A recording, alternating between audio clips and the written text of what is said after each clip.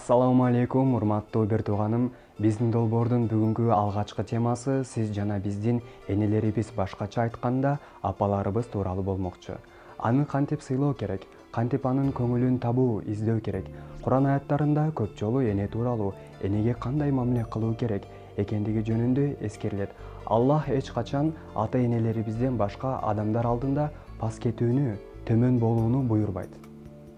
Пас кетүү сөзүнүн мааниси негизинен жакшы эмес, бирок ата-энелерибиз алдында өзүбүздү бийик алып, мамиле жасап, же болбосо бийик сүйлөп, каттуу айтып, же аларга буйрук берүүбүз болбойт экендигин Кудай Таала бизге тыюу салган.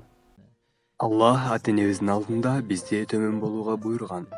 Бирок бул өз деңгээлибизди түшүрүү максатында эмес, тескерисинче ата-энебизге болгон мээримибиз жана ырайымыбыздын күчтүүлүгүнүн далили.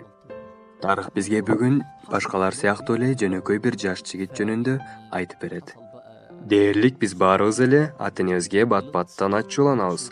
Убакыты менен болбогон бир нерсеге каттуу жинденип, көңүлдөрүн ооруткан учурларыбыз да жок эмес. Бир күнү бул жаш жигит апасы менен капалашып калды.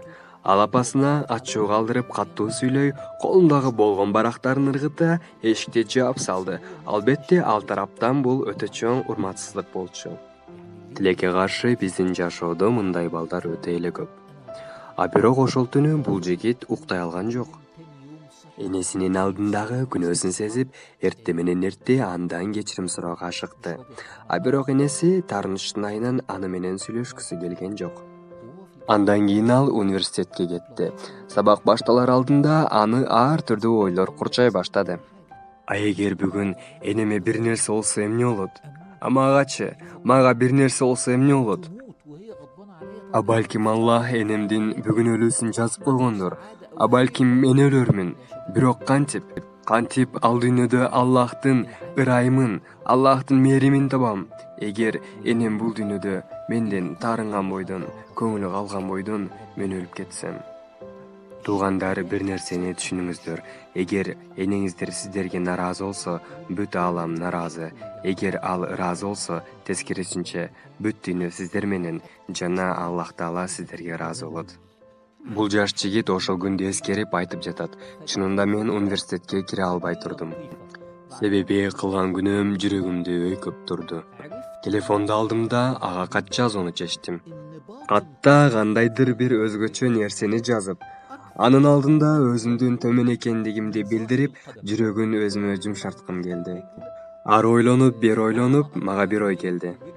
Энеке, бүгүн мен бир маанилүү кабарды уктум. Адамдын таманынын ылдый жагы өйдө жагына караганда жумшак болот экен.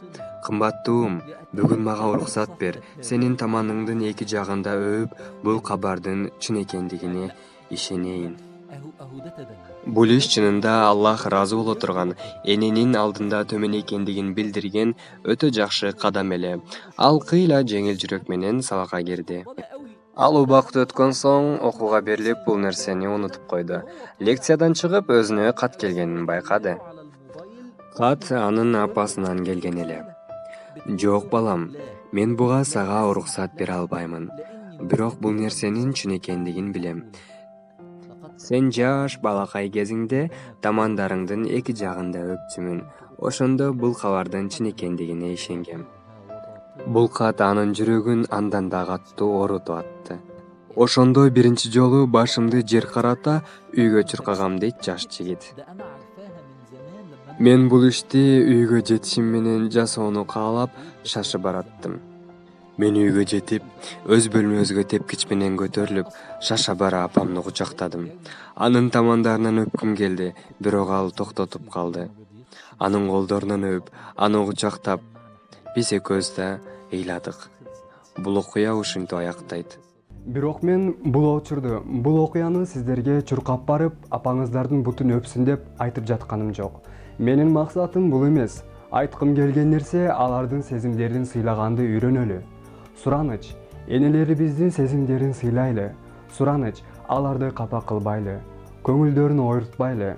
Эч нерсеге карабастан бизге түбөлүктүү мээрим берген бул биздин энебиз. Эч нерсеге карабастан түбөлүк сүйгөн да ошол асыл зат. Анын ыраазычылыгын издейли. Биздин бейишибиз, биздин эки дүйнө бактыбыз да энебиз. Эгер аны ар дайым ыраазы кылып жүргөн болсок, демек биздин башка амалдарыбыз да өз ордунда. Ассаляму алейкум. Кийинки чыгарылышка чейин бир тууганым. Аманчылыкта болуңуз.